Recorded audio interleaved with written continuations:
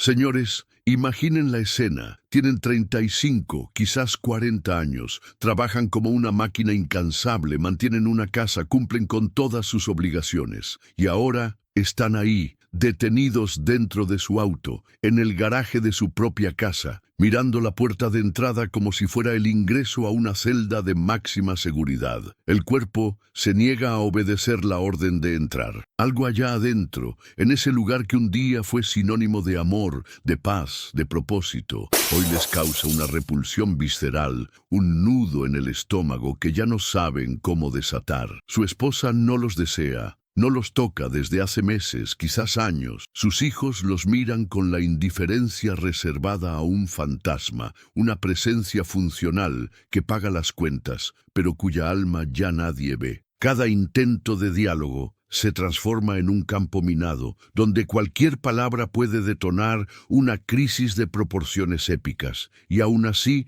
ustedes continúan, porque eso fue lo que les dijeron que hace un hombre de verdad. Aguanta, soporta, se sacrifica. Ay, por favor, qué drama es solo la vida adulta. ¿Crees que para una mujer es un parque de diversiones? Pero mientras el silencio del auto los abraza, la pregunta que han estado sofocando resuena en su mente. ¿En qué curva de este camino se descarriló su vida? ¿Dónde fue que se perdieron a sí mismos? Creyeron con cuerpo y alma en ese guión prefabricado. Estudiar, trabajar duro, casarse, tener hijos, ser el proveedor, el héroe silencioso de la familia. Solo que ahora el único sentimiento que los llena es un cansancio abrumador, un desprecio que viene de ella y una soledad que los consume por dentro. En este video vamos a rasgar el velo de la hipocresía y a exponer lo que nadie tiene el coraje de decir en voz alta. La verdad cruda sobre en qué se ha convertido el matrimonio para los hombres en el siglo XXI. Vamos a desvelar cómo la ingeniería social rediseñó esta institución, no para construir hogares, sino para controlar a los hombres. Y vamos a entender por qué los hombres que se niegan a casarse, lejos de ser los cobardes que la sociedad pinta, quizás sean los únicos verdaderamente lúcidos en esta sala llena de conformismo. Antes de sumergirnos profundamente en este análisis, te pedimos, caballero, que te suscribas a nuestro canal, dejes tu comentario con tus experiencias y, sobre todo, te quedes con nosotros hasta el final. Capítulo 1. El hombre como empleado del hogar. Comencemos por el núcleo del problema, el corazón de esta disfunción moderna. El matrimonio, como se vende hoy, transforma al hombre en un empleado exhausto, mal remunerado emocionalmente y sin ninguna voz activa dentro de su propia casa. Te matas trabajando todo el día, enfrentas el tráfico, la presión, las metas, y al llegar a casa, agotado, se espera que inicies un segundo turno, un turno de limpiador emocional y sirviente doméstico. Lava los platos que quedaron en el fregadero, ayuda con las tareas de los niños, arregla el estante que se rompió y, sobre todo, haz todo eso con una sonrisa en el rostro, sin una sola palabra de gratitud, sin un gesto de afecto, sin el reconocimiento de tu autoridad como líder de ese hogar. Dejaste de ser el pilar, el capitán del barco, para convertirte en un obrero sin credencial, prestando servicios en una casa que legalmente es tuya, pero que emocionalmente ya no te pertenece. Ay, pobrecito, ¿quieres un premio por lavar los platos? Es lo mínimo que se espera de un compañero moderno. La cuestión, caballero, no es la tarea en sí. Un hombre de valor no se rebaja por contribuir en el hogar. La cuestión es la anulación completa de tu rol a cambio de la ejecución de tareas. El intercambio justo se perdió. Antiguamente, el pacto era claro. El hombre proveía seguridad, estabilidad y protección. La mujer, en contrapartida, ofrecía el cuidado, el soporte emocional, la construcción de un ambiente de paz, el nido. Había una danza de roles, una sociedad funcional. Hoy esa danza se ha convertido en un monólogo. El hombre continúa con todas sus responsabilidades de proveedor, pero ahora acumula funciones que antes eran de la esfera femenina, mientras que a la mujer se la incentiva a vivir una vida de soltera dentro del matrimonio. La sociedad llama a esto equilibrio, pero en la práctica es una falta de respeto institucionalizada. Capítulo 2. La falta de respeto como norma cultural. Este modelo disfuncional crea un ambiente donde la mujer puede desafiar, desautorizar y minimizar al hombre públicamente, sin ninguna consecuencia. Al contrario, muchas veces es aplaudida por ello, bajo la bandera del empoderamiento. Si ella te contradice frente a los hijos o amigos, es una mujer fuerte, con opinión. Si tú, por otro lado, te atreves a exigir respeto o a establecer un límite de forma firme, eres inmediatamente etiquetado: machista, abusivo, controlador. El matrimonio se ha convertido en un teatro del absurdo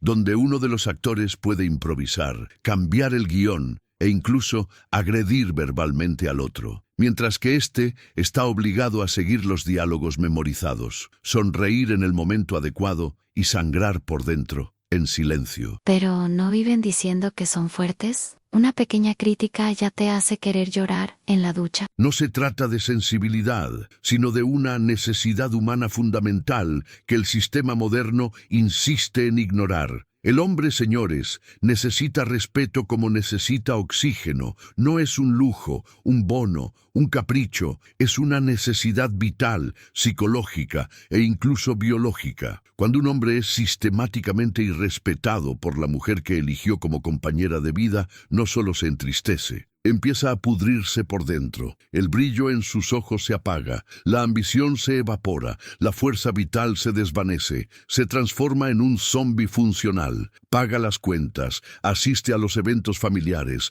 pero su alma está en ruinas. Capítulo 3. El adoctrinamiento silencioso. Esta narrativa de desvalorización masculina no es un accidente, un producto del azar de la evolución social. Fue cuidadosamente diseñada e implantada. Es un adoctrinamiento silencioso que comienza en la infancia. En los dibujos animados, el padre es casi siempre el personaje idiota, torpe e incompetente. En las series y películas, la mujer es la figura sabia, inteligente y poderosa, que corrige los fallos del marido tonto. En las escuelas, a los niños se les enseña a reprimir sus impulsos, a pedir disculpas por su energía natural, a sentarse quietos. La masculinidad en su esencia, la asertividad, la competitividad, el instinto de liderazgo, es tratada como un defecto de fabricación, una amenaza que debe ser contenida. La culpa de todo es de Homer Simpson. Es una gran conspiración de los dibujos animados para destruir a los hombres. No se trata de un personaje específico, sino del patrón constante, la repetición exhaustiva de un arquetipo. Este condicionamiento sutil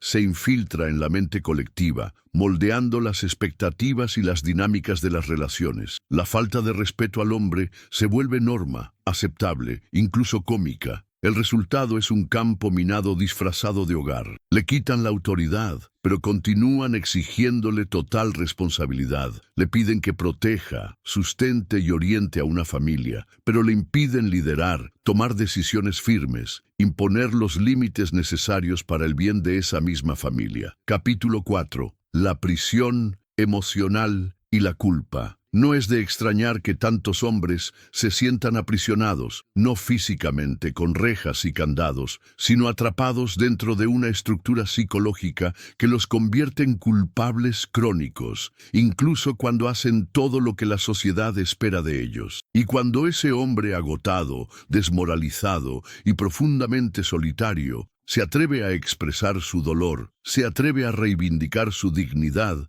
la respuesta del sistema es estandarizada e implacable. Deja de quejarte, sé más sensible, ve a terapia, Necesitas aprender a comunicarte. La culpa es siempre, invariablemente, suya. Pero por supuesto que la culpa es suya. Si el matrimonio va mal, es porque el hombre no se está esforzando lo suficiente para entender a la mujer. Reducir un problema sistémico a una falla individual de comunicación es la táctica más eficiente para mantener al hombre subyugado. No se trata solo de lenguajes del amor o de falta de diálogo. Se trata de una arquitectura relacional, de un diseño de relación proyectado para sofocar la esencia masculina. Una estructura donde amar se ha convertido en sinónimo de anularse, donde tu presencia se ha vuelto una obligación contractual y tu silencio la única estrategia de supervivencia. No quieren que te comuniques, caballero, quieren que estés de acuerdo. Y esa es una diferencia abismal. Capítulo 5. El desierto de la intimidad. Y lo más perverso de todo esto, señores, es que este matrimonio moderno no solo exige su energía, su tiempo y su dinero, exige su libido, o mejor dicho, la destruye, y aún así les exige una fidelidad monástica, el deseo, que debería ser el cemento de la pareja, el fuego que mantiene viva la unión, se deja pudrir en un rincón de la casa. La intimidad física se transforma en moneda de cambio, en herramienta de castigo o, en el mejor de los casos, en una tarea aburrida que hay que cumplir. El hombre, entonces, es condenado a vivir un celibato forzado al lado de una mujer que ya no lo desea, pero que le prohíbe, moral y socialmente, ser deseado por otra. Entonces, ¿es eso? ¿Todo el problema es porque no hay sexo todos los días? Típico, solo piensan en eso. Esa es una simplificación superficial y deshonesta. La ausencia de intimidad física no es sobre la frecuencia del acto, sino sobre lo que simboliza la muerte del deseo, de la admiración, de la conexión, ese contacto que nunca llega, esa cama fría noche tras noche, no son meros detalles, son cortes profundos y diarios en la identidad de un hombre. Cuando un hombre deja de sentirse deseado por su pareja, comienza a cuestionar su propio valor de una forma fundamental. Empieza a morir en silencio. Y créanme, señores, ser tolerado dentro de la propia casa es infinitamente peor que no ser amado. Capítulo 6. La invisibilidad del sufrimiento masculino. ¿Y qué hace la sociedad ante este colapso emocional silencioso que afecta a millones de hombres? Absolutamente nada. O peor, aplaude. Porque el hombre que sufre, que expresa su dolor, es visto como exagerado, frágil, débil. El sufrimiento masculino, a diferencia del femenino, que es celebrado y validado en todas las esferas, es invisible. Y cuando, por un descuido, se vuelve visible, es inmediatamente ridiculizado. Una mujer que llora en público es acogida, vista como sensible y humana. Un hombre que se derrumba es patético, un fracasado que no se la aguanta. Esa perspectiva es precisamente el núcleo del adoctrinamiento. Es lo que nos permite, como sociedad, seguir empujando a generaciones de hombres al borde del abismo psicológico, exigiéndoles una combinación imposible de silencio, fuerza y sumisión, todo al mismo tiempo. La escuela enseña a los niños a contener sus impulsos, a negar sus instintos, a apagar su propia presencia para no ofender o molestar. La masculinidad es tratada como una patología. Los que demuestran ambición y deseo de liderar son vistos como potenciales opresores. Los que exigen respeto son tildados de inseguros y frágiles. El lenguaje cambia, los símbolos se modernizan, pero el mensaje subliminal es el mismo de siempre. Cállate, hazte pequeño, sirve y agradece por la migaja de no ser completamente descartado. Capítulo 7. La justicia con género definido. Para agravar aún más este escenario, el propio sistema jurídico, que debería ser ciego, refuerza este desequilibrio de poder de forma brutal. En una disputa de divorcio, el hombre ya entra al tribunal como acusado, independientemente de los hechos. Paga la pensión alimenticia, muchas veces calculada para sostener no solo al hijo, sino el nivel de vida de la expareja. pierde la casa que ayudó a construir. Ve a sus hijos en fines de semana programados, si tiene suerte, y todavía está obligado a mantener el statu quo financiero de quien muchas veces fue la catalizadora del fin de la relación. Esa narrativa de la mujer vulnerable ignora la realidad del siglo XXI, donde la mayoría de las mujeres trabajan, tienen sus carreras y, en muchos casos, ganan tanto o más que el hombre. Los tribunales de familia, en la práctica, operan como ruletas trucadas. El hombre apuesta todo lo que tiene, su patrimonio, su vínculo con sus hijos, su paz espiritual, y raramente se levanta de la mesa entero. Muchos salen de allí en bancarrota financiera, otros emocionalmente destrozados, y algunos, trágicamente, simplemente ya no salen. Y lo más cruel de todo es que a este mismo hombre, que perdió la mitad de sus bienes, la convivencia diaria con sus hijos y su propia dignidad, todavía se le culpa socialmente por todo. Fue él quien no supo mantener el matrimonio. Fue él quien no fue lo suficientemente bueno. Él fracasó. Nadie se pregunta si fue escuchado, si fue respetado, si alguna vez tuvo un espacio legítimo de poder y voz dentro de esa relación. Capítulo 8. La culpabilización por la existencia. El hombre, en la cultura moderna, es culpable simplemente por existir en su forma natural. Es culpable por su fuerza, por su asertividad, por su silencio, por su lógica, y por eso tantos se callan. Y en ese silencio forzado enferman. Hay algo profundamente enfermizo y sádico en este sistema, porque no solo destruye la institución del matrimonio, destruye metódicamente al hombre que se atreve a entrar en él con las mejores intenciones: amar, proveer y proteger. Transforma el amor en un contrato de prestación de servicios, el hogar en una trinchera de guerra fría y la masculinidad en una amenaza que debe ser neutralizada. Millones de hombres están viviendo matrimonios donde su único rol reconocido es el de financiador de una estructura emocional que los rechaza activamente. Quizás si los hombres estuvieran menos centrados en sí mismos y más en el bienestar de la familia, las cosas serían diferentes. Es fascinante cómo el acto de un hombre pidiendo el mínimo de respeto y reconocimiento es etiquetado como egoísmo, mientras que la exigencia de que sacrifique su identidad, su paz y su salud mental en pro del bienestar unilateral de la pareja es vista como amor. Esta inversión de valores es la piedra angular de la trampa. No hay egoísmo en desear reciprocidad. No hay egoísmo en querer ser valorado. Capítulo 9. Las reacciones masculinas: lucha, huida o congelamiento. Ante esta presión insoportable y constante, los hombres reaccionan de tres maneras predecibles. Algunos, la minoría más aguerrida, luchan, intentan imponer límites, rescatar el respeto perdido, negociar el afecto que se les niega, pero al levantar la voz, son inmediatamente clasificados como tóxicos, abusivos, opresores. La legítima autoridad masculina ha sido transformada en un crimen emocional. Otros, sintiéndose acorralados, simplemente huyen. Abandonan la casa, los planes, a veces incluso a los hijos, y son sumariamente aplastados por la opinión pública, que los llama cobardes e irresponsables, sin nunca tomarse la molestia de investigar qué los llevó a una medida tan drástica. Y está la tercera vía, la más común y quizás la más trágica: el congelamiento. La mayoría de los hombres no luchan ni huyen, se convierten en espectros. Permanecen físicamente presentes en la rutina, cumpliendo sus deberes de forma mecánica, mientras mueren un poco por dentro cada día. Esos hombres ya no sueñan, ya no desean, ya no se defienden. Son cuerpos presentes con almas ausentes. Este congelamiento emocional, señores, es el terreno fértil para la depresión, la apatía y, en los casos más extremos, para la renuncia final a la vida. El matrimonio moderno, para muchos, no es solo una fase difícil, es un corredor de la muerte psíquico, lento y silencioso. Capítulo 10. la solución ignorada. Y lo que hace esta situación aún más indignante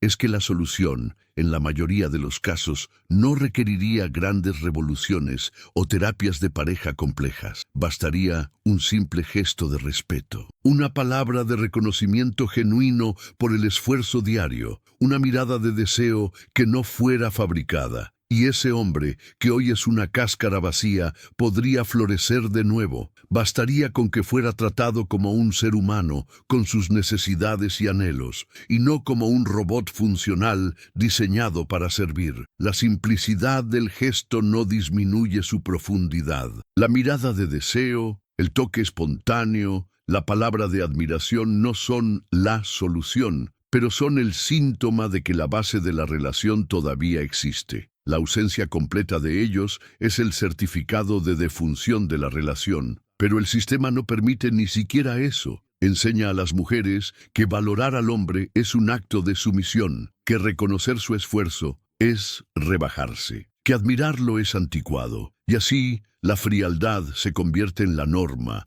la ingratitud en un estilo de vida y el matrimonio se transforma en un juego de poder enfermizo, donde solo uno de los lados tiene el poder de presionar el botón de apagar emocionalmente al otro, mientras todavía exige que el enchufe siga suministrando energía. Capítulo 11. La búsqueda de respeto fuera de casa. Y cuando ese hombre, que ya perdió el brillo en los ojos y la fuerza en la voz, encuentra una migaja de respeto fuera de casa, se aferra a ella como un sediento que encuentra una gota de agua en el desierto. Puede ser la camarera que lo trata con una amabilidad que no ve desde hace años. Puede ser la compañera de trabajo que elogia su competencia. Puede ser, en casos extremos, incluso una profesional del sexo que lo trata con más cariño en 30 minutos que su esposa en 3 décadas de matrimonio. ¡Qué noble! Comparando a la esposa con una camarera y una prostituta, ¿en qué nivel? Por eso las mujeres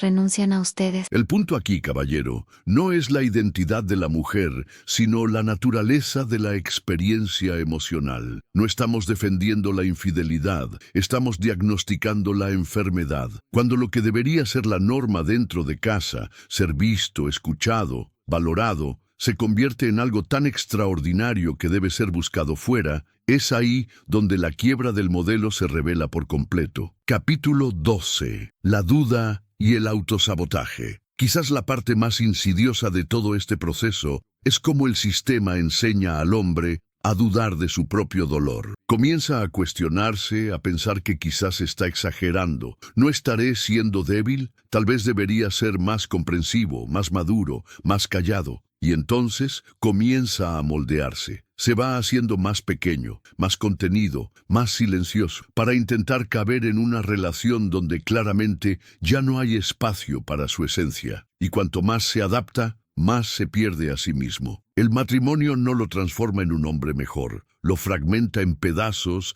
que ya no se reconocen en el espejo. Eso se llama madurez. Aprender a ceder, a ser menos egoísta, es parte de crecer y estar en una relación. Existe una línea delgada y crucial entre ceder y anularse. Ceder es un acto de negociación mutua en una sociedad sana. Anularse es un acto de autoinmolación para mantener una paz artificial que solo beneficia al otro lado. Mientras al hombre se le incentiva a anularse, a su pareja se la alienta constantemente desde la cultura a crecer, a expandirse, a buscar su propia realización. Ella puede cambiar de carrera, de pasatiempos, de identidad, y él está obligado a aplaudir y apoyar silenciosamente. Pero cuando él se atreve a expresar sus propias voluntades, cuando intenta iniciar un cambio que lo beneficie, es inmediatamente visto como egoísta, como alguien que está perturbando la armonía de la familia. Esta asimetría emocional convierte al matrimonio en una vía de un solo sentido, donde el amor solo se considera válido si es sacrificial, y el sacrificio es siempre del hombre. Capítulo 13. La amenaza a la autonomía masculina. La verdad que pocos tienen el coraje de admitir es que el matrimonio moderno, en su configuración actual, representa una amenaza directa a la autonomía y la soberanía masculina. Aprisiona al hombre en un conjunto de roles que ya no tienen sentido. mientras le impide crear nuevo. Lo obliga a ser simultáneamente el proveedor incansable, el amante romántico, el padre presente, el terapeuta emocional, el profesional de éxito, el hombre fuerte y el hombre sensible. Es un malabarismo emocional imposible, una receta para el fracaso, donde la exigencia es constante y el premio, cuando existe, es la ausencia de críticas por un breve periodo. La diferencia fundamental es que la mujer es celebrada por esta multiplicidad, mientras que el hombre es castigado por cualquier fallo en cualquiera de esas áreas. Si se enfoca en la carrera para proveer más, es un padre ausente. Si se enfoca en la familia, es un profesional acomodado. Si expresa emociones, es débil. Si no las expresa, es frío. No hay forma de ganar en este juego. Y cuando finalmente rompe este ciclo vicioso y decide irse, el hombre no encuentra libertad, encuentra juicio. Los amigos lo critican, la familia lo presiona, la sociedad lo acusa de abandono. Él, que ya estaba hecho pedazos por dentro, ahora necesita justificar su huida de una prisión invisible que la mayoría de la gente ni siquiera cree que exista. El dolor masculino no conmueve, el sufrimiento masculino no moviliza. La empatía, en este caso, es un lujo que el mundo no está dispuesto a ofrecer. Capítulo 14.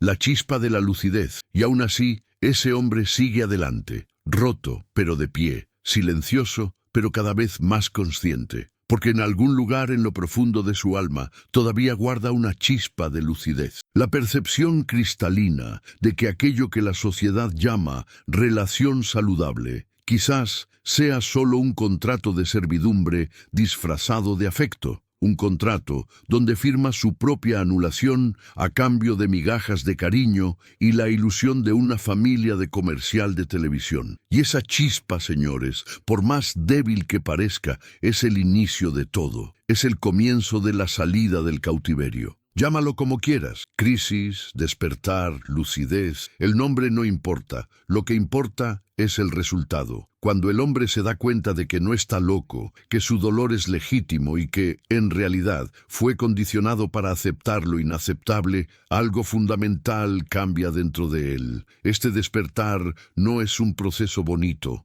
no viene con ángeles cantando y una banda sonora de superación. Duele, sangra, porque ver la verdad después de años viviendo en la mentira es como abrir los ojos directamente al sol. Todo arde. Pero es precisamente en esa incomodidad, en ese dolor de la conciencia, donde reside la verdadera libertad. Capítulo 15. El despertar y la ruptura del molde. El hombre que comienza a cuestionar el rol que le fue impuesto dentro del matrimonio moderno no se está volviendo loco. Está, finalmente, despertando. Y cada pregunta que se hace, ¿por qué no se valora mi respeto? ¿Por qué se ignora mi deseo? ¿Por qué necesito anularme para ser amado? Es un ladrillo que arranca del muro de la celda emocional donde fue colocado desde joven. Comienza a darse cuenta con una claridad aterradora que ya no necesita aceptar relaciones donde el respeto se ha convertido en un artículo de lujo, que ya no necesita mendigar validación y afecto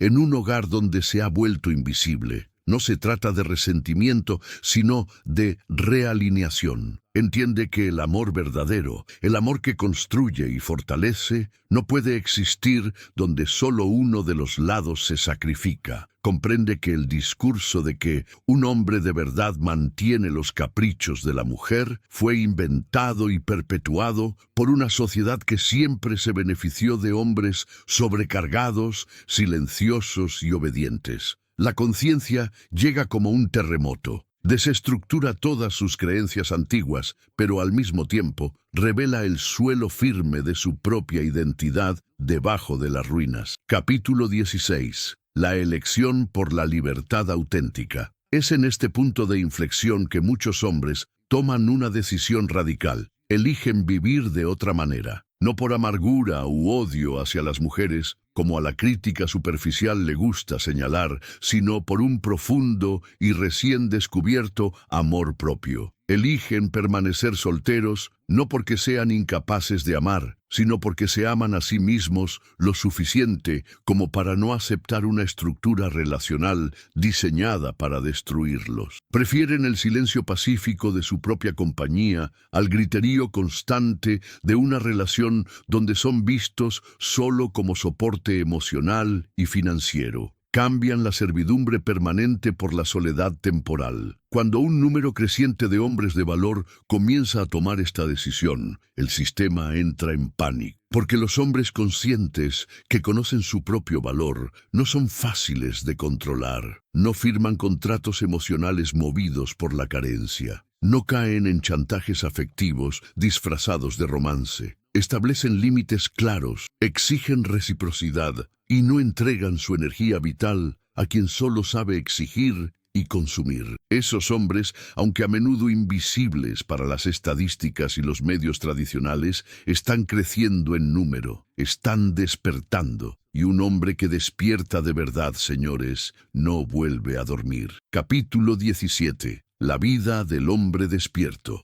La vida de estos hombres no es un cuento de hadas, pero es, sobre todo, auténtica. Reinvierten en sí mismos la energía que antes era drenada. Cuidan de su salud física y mental. Crean sus propios proyectos. Construyen patrimonio sin la preocupación de tener que dividirlo con alguien que solo aparecía a la hora de gastar. Redescubren el tiempo para cultivar pasatiempos, para estudiar, para fortalecer su espiritualidad. Y cuando, y si eligen relacionarse, lo hacen desde una posición de fuerza y deseo, no de necesidad o de miedo a la soledad. Son hombres que han descubierto el gran secreto que aterroriza al sistema. Es infinitamente mejor ser libre y entero que estar acompañado y vacío. Esta libertad, sin embargo, tiene un precio alto. La desconexión con todo aquello que el sistema les enseñó toda la vida que era lo correcto. A estos hombres se los suele llamar fríos, egoístas, insensibles, evasivos. Se los acusa de ser el problema, simplemente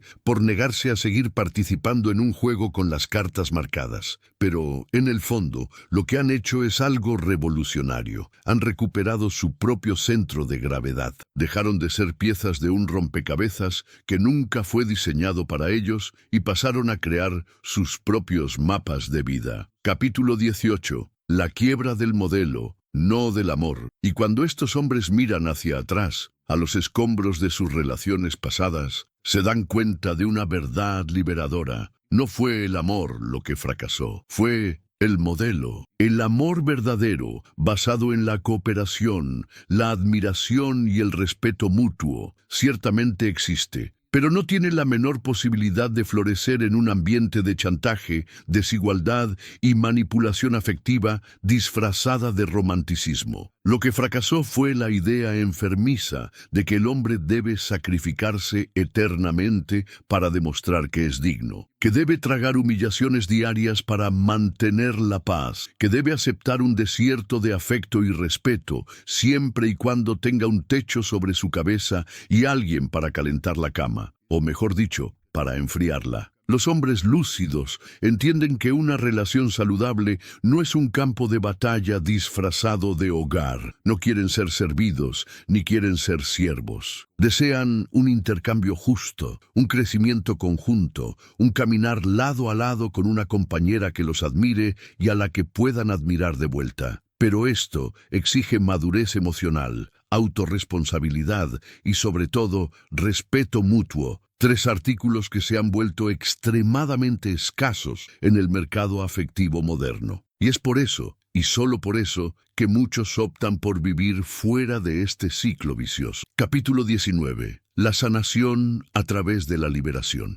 Esta decisión de retirarse del juego, por más radical que parezca para los demás, es una poderosa forma de sanación. Porque el hombre que se libera de este condicionamiento social pasa a ver el mundo y a sí mismo con otros ojos. Se da cuenta de que su valor como hombre no depende de una alianza en el dedo o de un retrato familiar feliz en el estante, que su dignidad no está, de ninguna manera, atada a su capacidad de aguantar la falta de respeto en silencio. Descubre que puede ser fuerte y sensible, racional y afectivo, proveedor y soñador, todo al mismo tiempo, sin necesidad de doblarse y contorsionarse para caber en una narrativa social anticuada y castradora. Y aquí llegamos, señores, a un punto de inflexión filosófico que incomoda profundamente al statu quo. Quizás el matrimonio moderno, en su forma actual, simplemente no fue hecho para el hombre que piensa, para el hombre que se cuestiona, para el hombre que se conoce a sí mismo y que por conocerse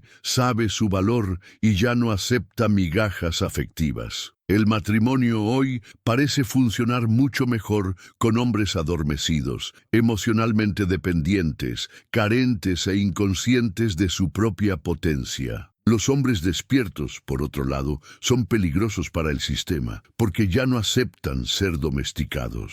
Si has llegado hasta aquí, es porque algo dentro de ti resonó con esta verdad. No estás solo en este viaje. Lo que sentiste no es locura, es lucidez. Hemos sacado a la luz las heridas, los dolores y la arquitectura de un sistema que durante mucho tiempo operó en las sombras. Hablamos de cómo el matrimonio moderno puede convertirse en una trampa, transformando al hombre en un empleado de su propio hogar, desprovisto de respeto y autoridad. Discutimos el adoctrinamiento cultural que nos enseña a ver la masculinidad como tóxica y el sufrimiento del hombre como invisible. Expusimos la parcialidad del sistema jurídico y las reacciones de lucha, huida o congelamiento que tantos de nosotros experimentamos. Pero más importante, mostramos que existe un camino de despertar, un camino de recuperación de la autonomía, del amor propio y de la libertad auténtica, aunque eso signifique caminar solo por un tiempo. Quédense con el Creador de los cielos y de la tierra.